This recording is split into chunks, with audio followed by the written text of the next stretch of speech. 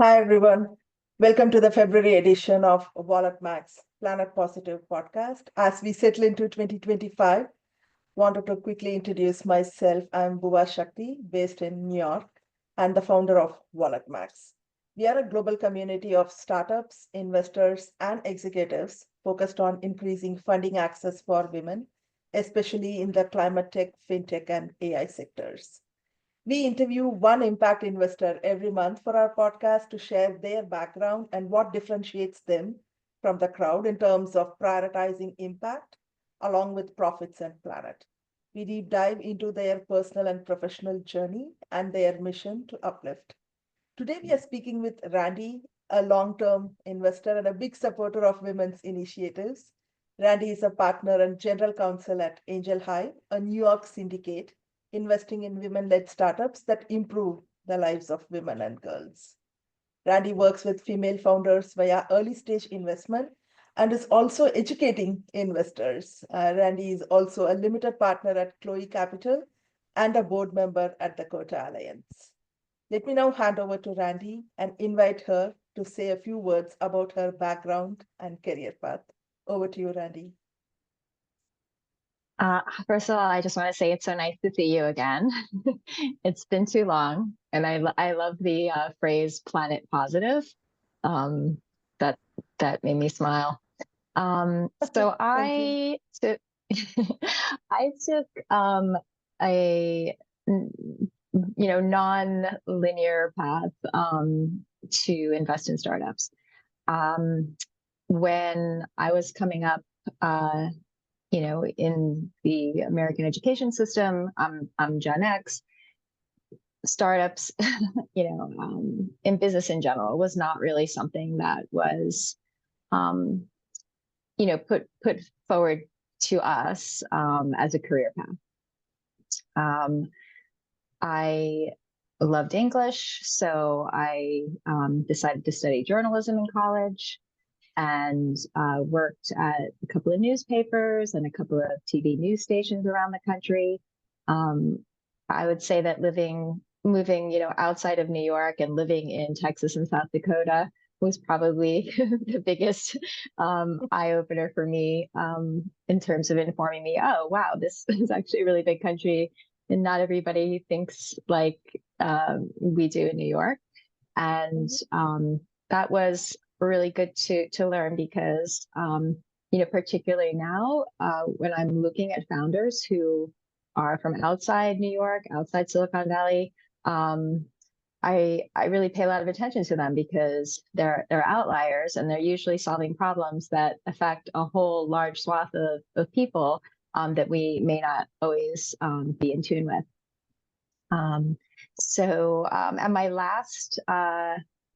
At my last TV station, I was doing a lot of courtroom reporting and got really interested in the legal system. So I decided to come back to New York to go to law school and thought I would go back into journalism, but then, you kind of go through the sausage maker, so to speak, in law school, and you come out the other side and you look like a lawyer, you act like a lawyer, you are a lawyer, essentially. Yeah. So I practiced law for a few years with my husband and then became a homemaker to my two daughters for many, many years. After that, kind of slowly stopped working in the practice and became really like a full-time homemaker. Which I don't think, as a job doesn't really get a lot of credit. But I think it's very important. And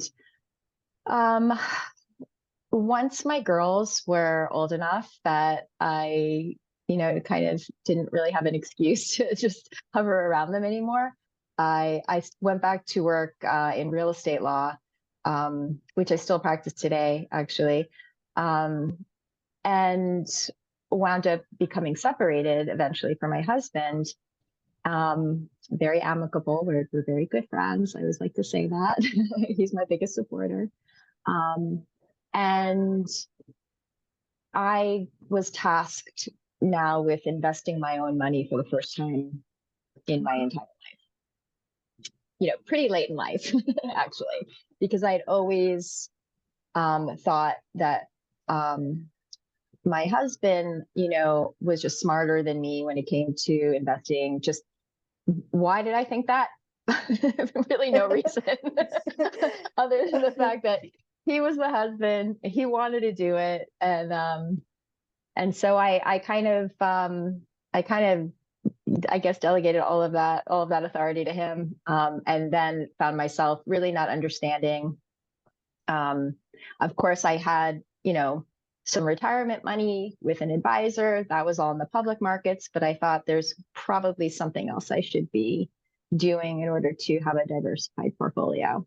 So I wound up very luckily joining a cohort of Pipeline Angels, which is now a nonprofit owned by IFEL. And that was a huge turning point in my investing journey, because it was a 6-week boot camp, which was designed to educate women on why and how to invest in startups. And it culminated in a pitch competition of women founders that we kind of have winnowed down over the weeks. And we had all agreed to write a check at the end of the competition to whichever founder, we voted most worthy of our investment dollars. So I would say it was a kind of a mile wide and an inch deep as far as the breadth of the education.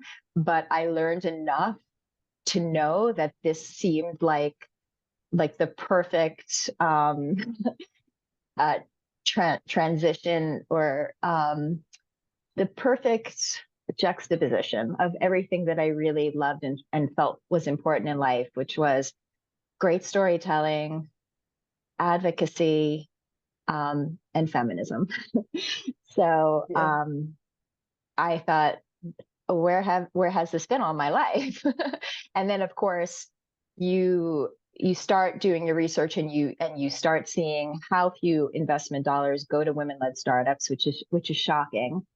And then how much less than that goes to women founders of color, which is just absolutely outrageous. And I thought, well, how can we change this? And as I was thinking about it, I found out that there were other funds, other syndicates that do focus on investing with a gender lens. But there was nothing that took it a step further, which is why we decided to create Angel Hive. I was actually thinking about this when I was looking over some of the questions that you might ask me today. And I remembered I was attending this coffee run by a guy named Jeff Scott. It's like Lean Startup Coffee Meetup, something like that. He holds it monthly. And he encouraged everybody to write a question down on a sticky note and put it into the center for everyone to comment on. And I wrote, does the world really need another angel syndicate? And because I knew there were already people out there doing it. And so what it kind of evolved into, as a justification really for doing it was, okay, we're gonna focus on getting dollars to women-led startups, and we're gonna focus on educating women on why they should have a small part of their portfolio in startups, particularly at this huge segment of women that's never been given the opportunity to do this, but also make sure that whatever the product or service the founders are building has a positive impact on women and girls. And it's not limited to North America, it's women and girls anywhere in the world. Although we're pretty new, we just launched last spring. So most of the startups that we've been working with are in the US and Canada. So that's how Angel Hive was born. My partner, Heidi Diamond, who was in my cohort with me at Pipeline Angels, she's kind of like the yin to my yang. We don't agree on much, but we're very complementary, with each other. And I'm glad I have her because sometimes my ideas get a little outrageous, which is good for me. And it's good to, put outrageous ideas out there. And then she's sort of the voice of reason and says, hang on, maybe we'll do that in a few months. Right now, let's focus on this. So, like I said, we're still, we just launched last spring, but so far it's been. I know I'm talking a lot, so if you want to interrupt me at any time, please do, because I could kind of keep going on about Angel Hive and what we do, but I don't know if you want to save some of that for later. Yeah. So in fact, I do have some follow-ups already with what you mentioned. So I was planning to ask what's your unique secret sauce, but I believe what I've learned is educating as well as investing, which I think is a great initiative because I'm also a Gen X, like you said. And we You are at this are? point in, yeah, yeah. So we are at this point in life where we are building our legacy. We are trying to make, okay, what's the next investment or decision or career path or professional journey is going to look like. And then mostly 9 out of 10 times, I've spoken to so many people, everyone is thinking about paying it forward. Okay, what can we do that aligns with our passion and interest, but also gives back to the next generation? And I think your pivotal moment could be the moment where you had the option to invest your funds in the private markets, I believe. And one other thing also that caught my attention, which all of us know, pre-pandemic, the VC investment to women was like around 2.8% or something of that sort. But then I would have expected that to either stay the same or go up post-pandemic. But it went down to 1 point something and very negligible to women of color, which is at 0 point something, right? So either we have to stay at least in the current position or should be improving. But what I noticed was it was going down. And that's why I wanted to talk to a lot of female investors like yourself, because it's not only bringing more startups that are led by women, but also having that pipeline of women investors who are willing to listen to them and invest in a different angle. But I also have the strong belief that impact investing need not be a non-profit initiative, because obviously we have to grow our startups, our revenue, and help our startups to also expand markets, right? So with that in mind, I wanted to check in with you. So you are also very much focused on impact investing, especially investing in women and girls. So why do you think that's a very good idea at the moment when we see a lot of things happening in the industry, as well as where do you see the opportunities and what are some of the challenges with which you are focusing on Angel Hive with other funds you are trying to invest in? Yeah. More to your point, when I put that little sticky note in and said, does the world need another, angel investing group, particularly women invest in women-led startups? A lot of the response was, we don't have equity right now. Mm-hmm. So until we have equity, this is not superfluous. I want to invest in an equitable future for girls. Because of our thesis, a lot of the focus is on health equity. I don't know if you're aware of this, but in 1977, the FDA banned women of childbearing years from participating in clinical trials. And the rationale was to prevent them essentially from, passing on congenital defects to their babies as a result of side effects of whatever treatment they were, in the trial for. And so this was a well-meaning, but, overall paternalistic ban that, actually resulted in the medical profession for many, many years treating women as if they were just a small version of a man. And that Just to harmed. add to that, yeah, because Yeah. because you asked, have I heard? I've heard, but also I have seen it impacting today in many ways, where there are a lot of diseases for which we are unable to prescribe medication or treatment, not because it doesn't exist, but because it was not tested for someone like us, So there is no option to even treat because it's not about the scientific innovation, but because we were not included as part of that system. So yeah, please continue. I'm well aware of that challenge even today. Yeah, it's kind of stunning. I mean, that was Mhm. something, until we started getting, inflow, from founders and kind of looking over their startups and what they were building. This is really how it came to my attention. I didn't even know about it before that. Yeah. And so for many, many years, half the population was taking drugs, which they had no idea what the effects on their bodies would be, because it wasn't Mm. like they weren't using the drugs. They were still using them. There was just no Yeah. trials to explain what would happen. Yeah. And so yeah, it sounds obvious, but we're anatomically very different, and our hormones respond to treatment very differently from men. Mhm. Um, so women ultimately weren't protected by the ban, and the government finally woke up to that.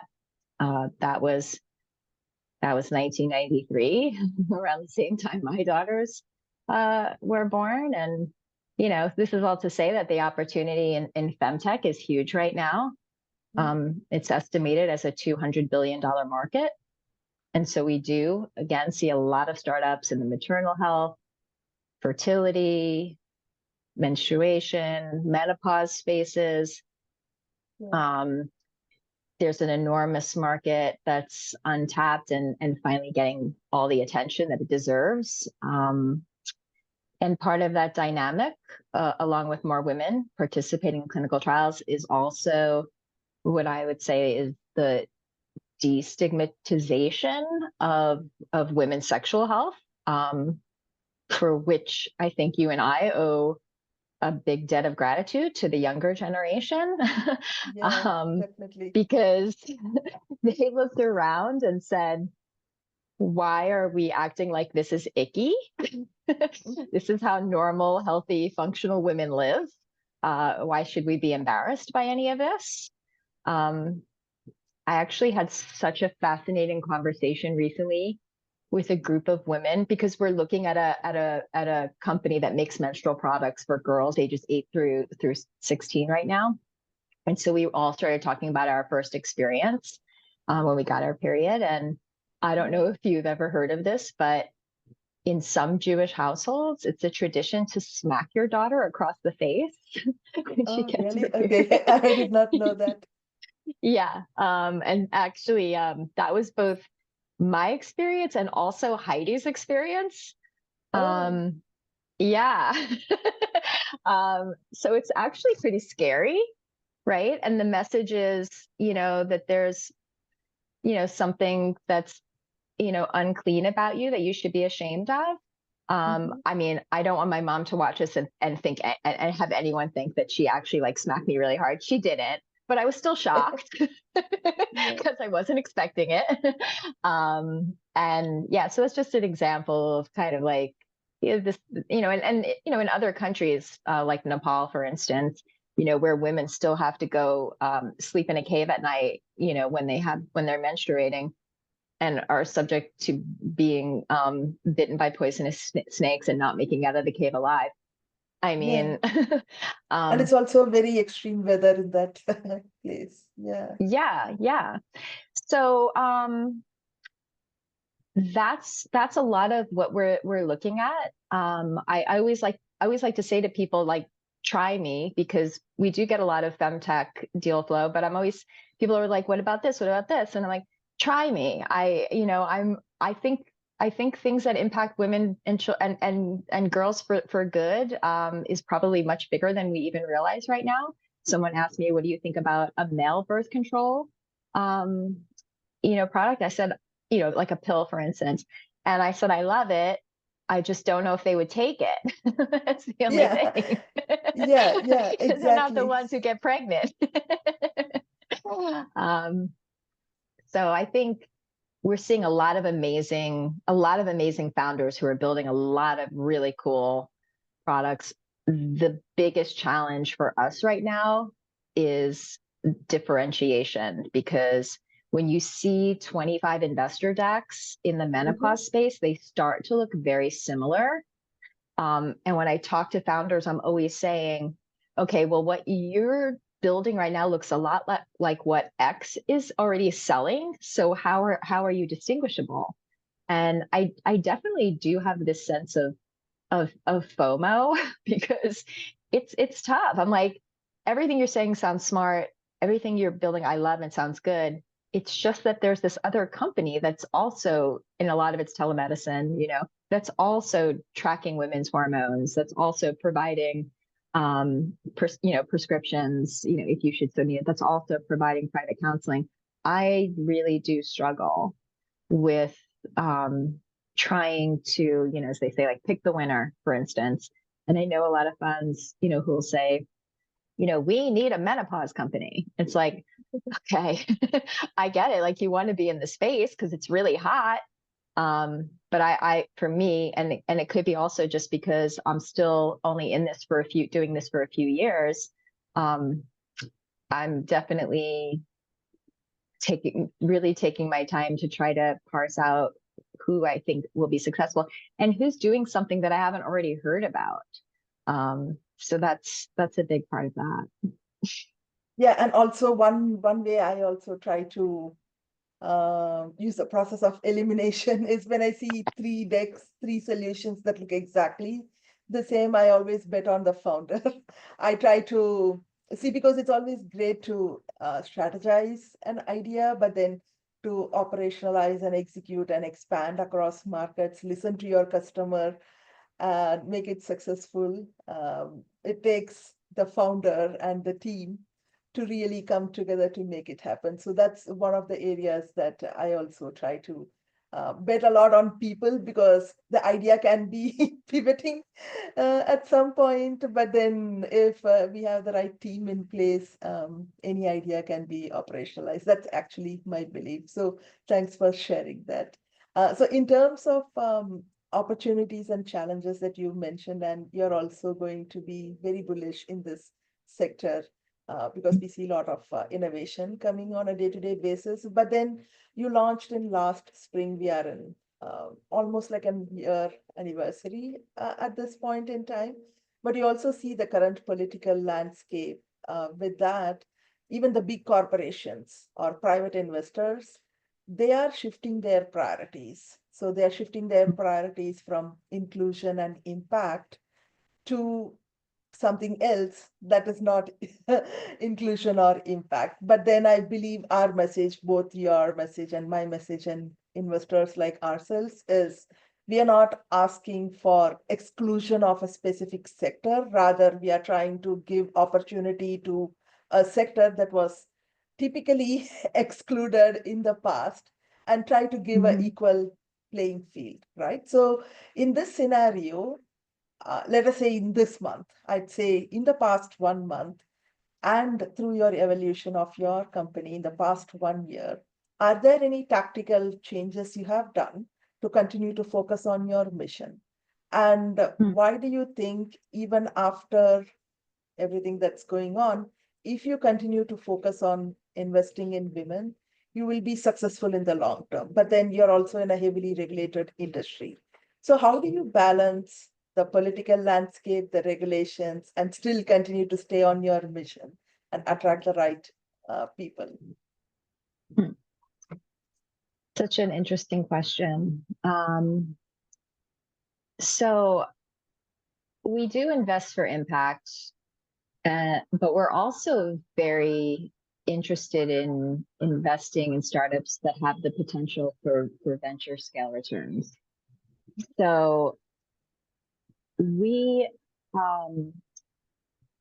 that's still something that aligns with every VC's thesis, no matter who the founder is looking for, to 10x or, 50x on an investment. Like you said, we're not a nonprofit. And because we're also not an institution, we don't worry about whether our politics align with our policies. We have had specific challenges our whole lives, and we have always had setbacks. But I think the long arc of investing in women, and supporting women in government, I think that that arc is going to outlast both of us. And I'd like to think that when women control the world's governments, if that day ever comes, that there will be less violence in the world. And that's probably the thing that actually not just makes women, but just makes all of humankind safer overall. So I don't think we've changed our strategy. I actually posted on LinkedIn recently, we're Angel Hive, not afraid to bow to the matriarchy. I have no problem with it. I know that it sounds like a challenge to some folks who want to sue funds, for excluding certain founders. But like you said, this is about parity. Yeah. And yeah, so I'm comfortable with our thesis, and I'm certainly not. I certainly don't want to antagonize anybody, but at the same time, I feel like I think our mission is solid and needed, and I think, at the end of the day, it's all about, it sounds like a cliche, but creating the world we want to see. And this is my little way of doing that for myself, for my daughters, for my granddaughter, for my friends, my mom. So yeah. Let's see. You said something about regulations, and that actually, particularly in the health tech space, that's particularly a tricky situation. And that's been a real education for me, because I don't come from a health background. And so I've really been learning a lot about, not only the fact that women haven't been in clinical trials, but also just how difficult it is to go through the stages of clinical trials, because they're multi-staged. And if you don't have a pharmaceutical company paying for your clinical trials, they can be cost prohibitive, and so the idea goes nowhere. And investing in early stage biotech company that's doing their first clinical trial, like on horses, for instance, because it's not even safe enough to test on women yet. It's super risky. And that's putting investments before the syndicate is something that I take very seriously, maybe even a little bit too seriously right now, but I'm working on that. I have a lot of people who are saying you need to bringing more deals to the syndicate, because we're very slow to bring deals. But that's because, like I said, we've been doing this for the last 3 years. I want to be really careful that if I'm saying, look, I know there are no guarantees, but I really believe in this founder. I really believe in this company. I really believe in what they're building. And I really think we're going to make money. I want to be so sure. And I know you can never be completely sure, but I want to be as sure as I possibly can be. And that's stopped me from recommending certain deals. And interestingly, the one I just mentioned recently, the company that makes menstrual products for young girls, I originally diligenced that company and then backed off of it because I found out that they had a really big competitor who had already raised $1 million from venture and already had shelf space in different drugstores. But luckily enough, the founder didn't tell me to take a hike when I told her, we were pulling back. She just said, I'll just keep sending you my updates, my investor updates, and let's keep in touch. And that worked out brilliantly because she just went from strength to strength after that. And I is because I like her so much. I was crushed when I had to tell her, I don't think we can put this in front of the syndicate right now. But now I'm so excited Yeah. to do it, because she's just a fighter, just a real fighter, an amazing person. Like you said, a lot of it sometimes comes down to, who that founder is, and Yeah. she's just tireless, Yeah. and she brilliantly raised over $1 million in non-dilutive capital. So she's actually positioned herself into a much better space than her competitor now. So I'm very excited about that. Yeah. So um, that's what, yeah, people, people. Yeah. mhm. So I think you asked me, did I answer all your questions? Yeah. So we spoke Okay. about your mission and how you're still continuing your mission, but it's not only because it's a non-profit, but rather focusing on the bottom line. That's very important, like I mentioned, right? So because investing should also be sustainable so that we can grow and expand into other investments in future. But one thing I also wanted to double check is, so when you're talking to your founders, you're putting investment first and then impact, but it works out well because it has to be balanced for any deal to work out.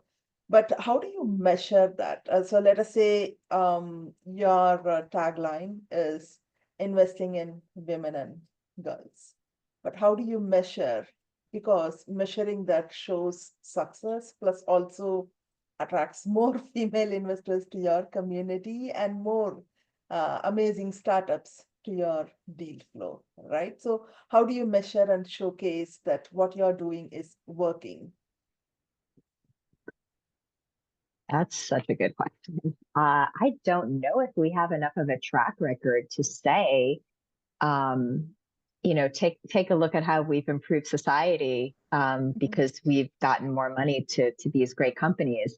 I really hope like 3 years from now we can do that. Unfortunately, I think it's too early, to say. Um, we Our thesis is so narrow though that you won't be a company that we invest in unless you are building something that we think is going to have a positive impact on women. So we get, for instance, we got a tequila company called Cowgirl Water. This is a tequila company that's targeted to women. And do I like spicy margaritas? Yes. But do I think that that's necessarily going to have, you know, a positive impact on women and girls? I mean, it's arguable. It's arguable. But ultimately, these are the type of founders, and we have about 200 founder members in Angel Hive right now, the great majority of which will probably never become portfolio companies because they really don't fit our thesis. But we still want to provide them with resources and programming to help them become successful. So, and then the other aspect of that is we have we have about 100 investor members right now, operators, people who work in finance, people who work in marketing, product management, and we want to make their skills available, to founders too, because what I noticed is in the angel space, and in more particular, the space that we invest in and probably that you invest in too, people are not coming to this really because, they think they're going to make a huge amount of money. We want them to, um, but they're actually coming to it because they genuinely want to improve the world that they picture, themselves and their children living in. And so typically what people will say when they join is, how can we help? And I love that everyone wants to help. I do this all the time too. How can I help you? If you ever need anything, let me know. But it's actually more useful to say, here's how I can help. And so I'm trying to change my mindset on that when I talk to people and they talk to me. I mean, I can't help everybody, But if they're talking to me and I hear something that they say and I say, you know what, you're in the gaming space. I know someone who invests in gaming. Let me do an introduction for you. That's not a company right now that we're investing in, but maybe one day. It's a women founder. She makes games for women and girls, but the space is not exclusively gender focused right now. So, but we just want to specifically provide resources regardless, because we still want women founders to succeed, even if they don't become specific Angel Hive portfolio companies. Oh, definitely, because it's all about the timing also. So you can keep in touch, nurture them, grow them, mentor them, and then they would be fit for a right opportunity in future. But also like the um, gaming space that you mentioned, even if you're not investing, making that connection could come back to you in future. Maybe you'll get a better recommendation of a femtech company that suits your portfolio. So yeah, I'm all about relationships, also making connections, because you never know where you're going to get the next opportunity.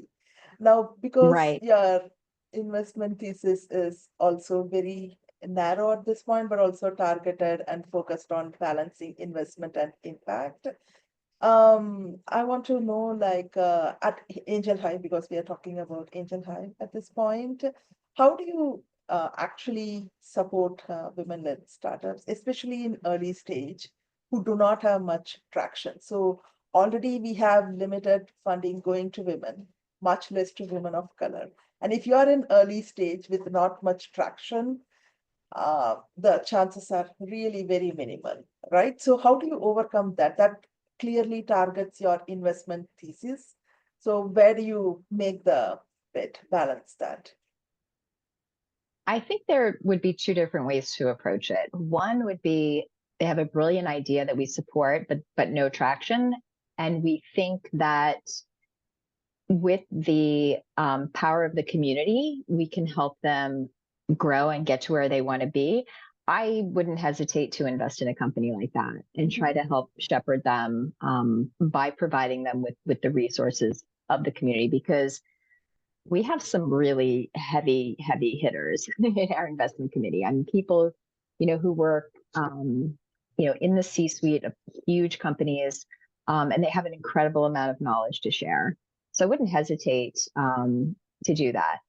On the other hand, I would say it's more common that we have founders that we really like, who have good ideas, which maybe could be great, but we need to kind of take a beat and see how they execute in the early stages. Of course, providing them with the same resources, but generally speaking, what they're building is something that they need to prove. So what I'm thinking of specifically is there are some startups that rely very heavily on getting reimbursed by insurance companies. Yeah. This is a heavy lift for a lot of new startups, because you need to really sell the idea to them that this is going to save them money in the long run, right? By keeping people healthier. So oftentimes, if we see someone in that space, we ask, let us know which insurance companies you have signed up, and then how they're helping you market your product and where, and ultimately how many subscribers you have and what is your churn like, how many how sticky is it, how many subscribers are you able to hold on to, over like 6 months, a year, etc. So and I would say that's just a much more common scenario than the first one. I would love to see more of the Yeah. first type of deal where somebody comes and it's like, this is brilliant, but they have nothing. I actually like that better because it's sky's the limit at that point. But Correct. usually it's more of the latter type company that we're seeing. Yeah, and also because once you're dependent on a third party, you never know. Even though you do the due diligence today, you have to consistently keep checking on it. Otherwise, you don't know where it may go wrong. But given this kind of a dilemma and a challenge that you have, but still making your investment. So, do you keep track of some emerging trends in this space when you are thinking about the idea to invest in, do due diligence in, when you don't have traction? And some of these trends, do you think more from a US perspective, global perspective, or futuristic?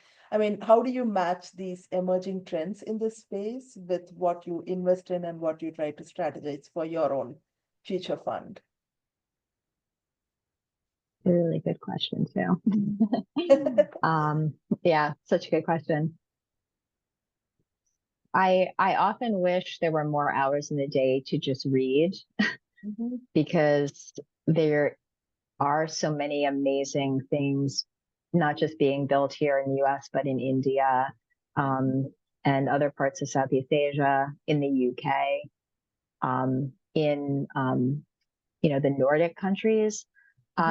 And we've tried actually as much as we can to form collaborations with other angel groups or funds in those areas so that we can try to keep tabs on what's going on. But it's tough. It really is tough. And then sort of determining what the landscape looks like for regulatory approval in a country like India versus what they're going to face if they try to break into the US market, which of course is where ultimately everybody wants to be. So that is tricky. And I think I'm still really in a learning stage with that, to be honest.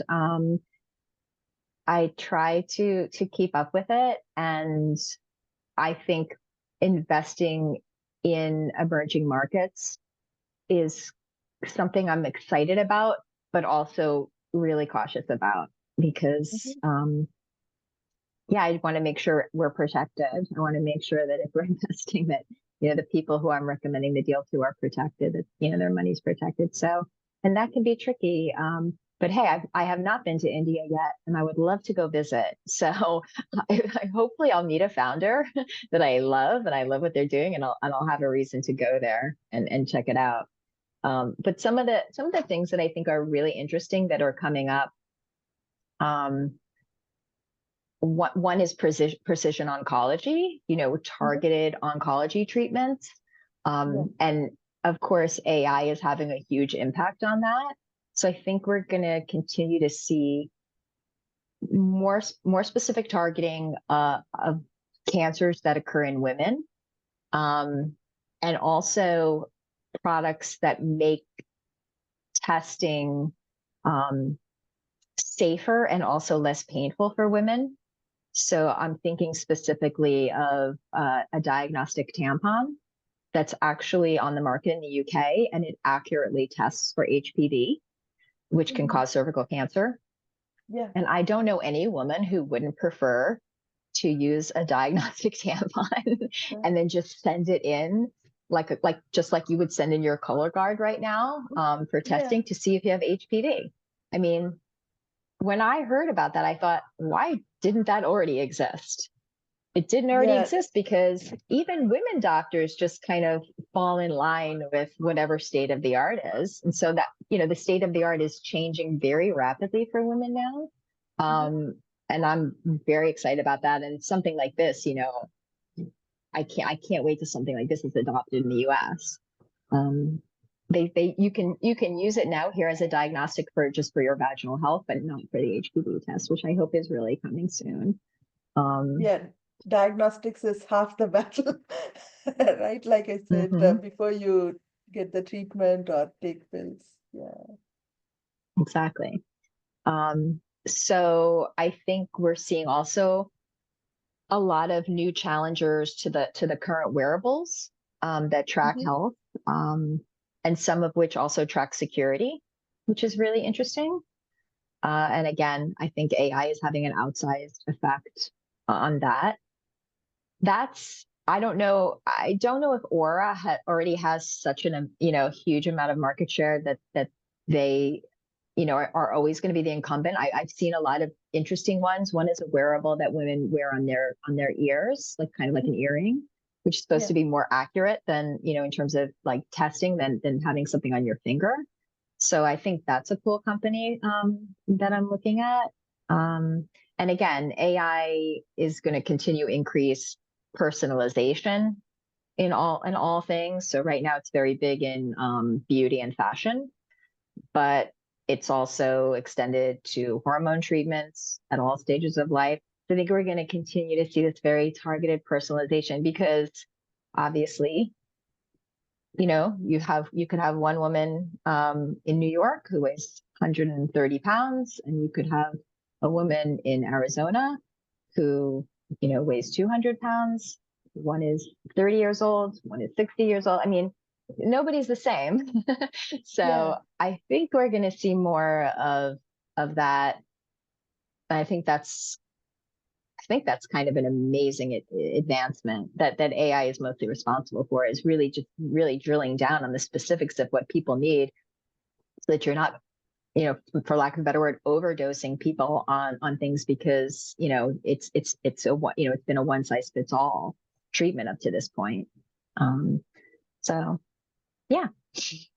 Yeah, no. So that's a very interesting point because you also mentioned AI and security, and we have different types of women in different areas. None of them are the same at any point in time. Even within a same person's life cycle, they could be in different phases of life depending on where they are, how they are, and things of that sort. So we spoke about AI and security, but privacy is becoming extremely important, especially um, there are implications to people's lives if some of the sensitive data comes out, even though it's for the patient's better treatment, it may not be easily acknowledged elsewhere. So how do you balance that?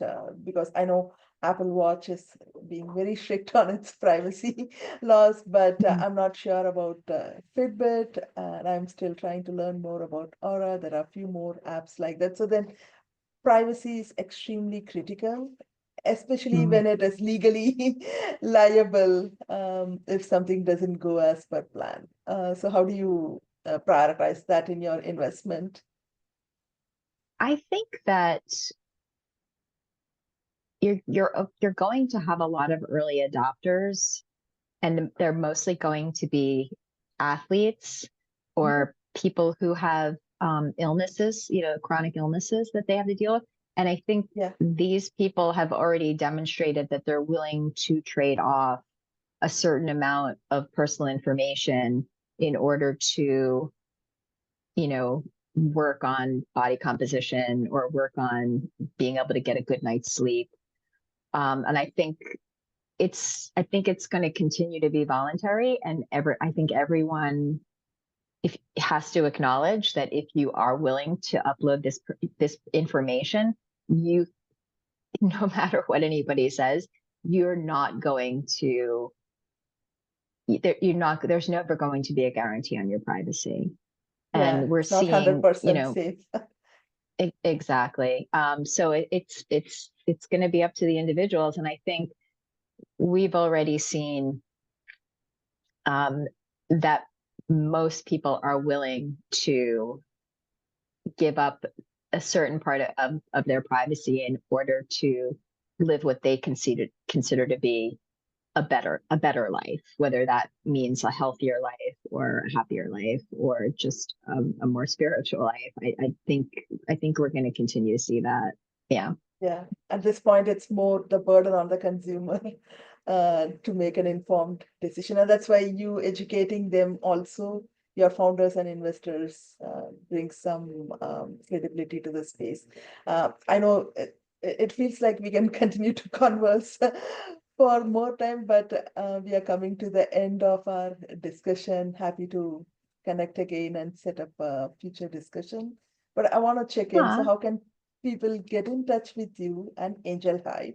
And then what are some key areas that your community differentiates itself and attracts members? Because there could be competing communities like yourself. So how do people find out what's your niche and get in touch with you and connect with you?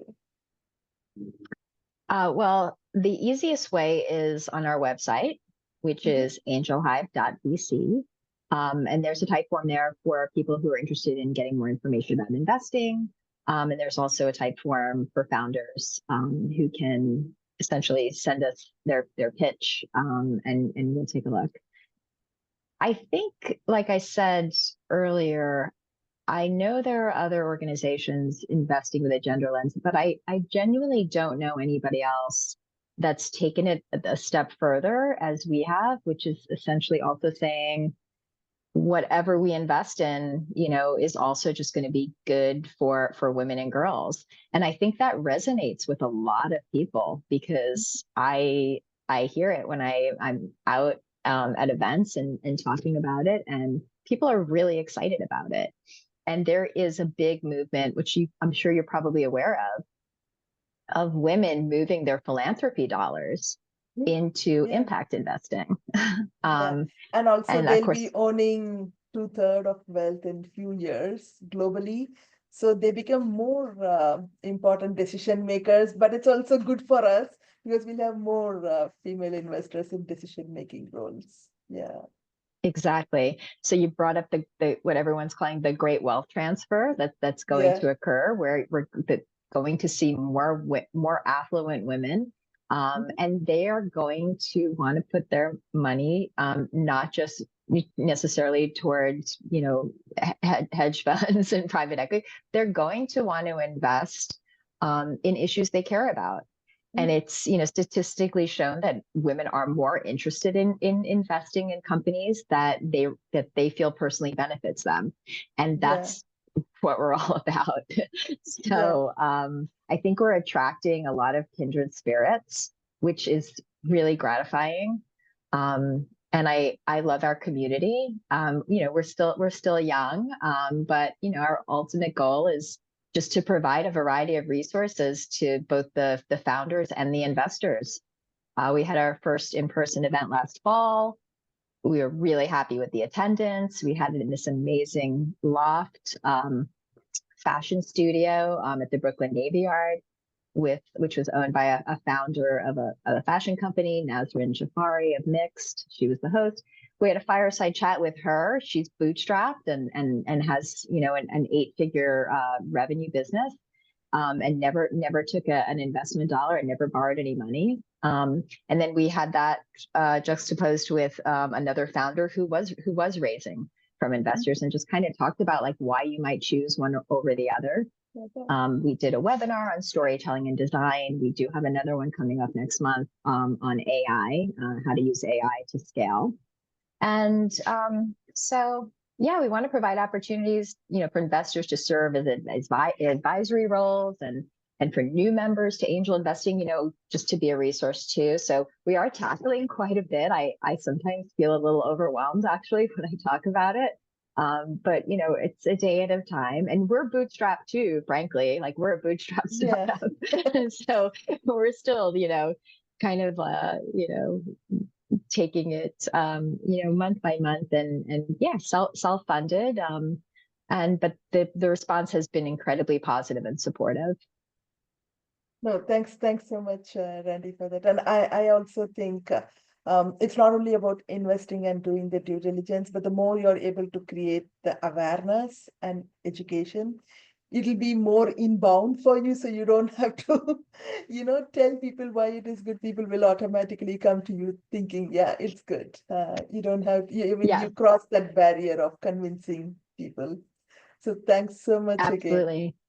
And I should mention, we did have a dinner for investors the other night, and I asked them, anybody who's willing to join our investment committee so that we can actually, get more women looking at deals and giving us their opinion on what they see, what they think, and coming at it from their perspective. You should join our investment committee. You would be brilliant.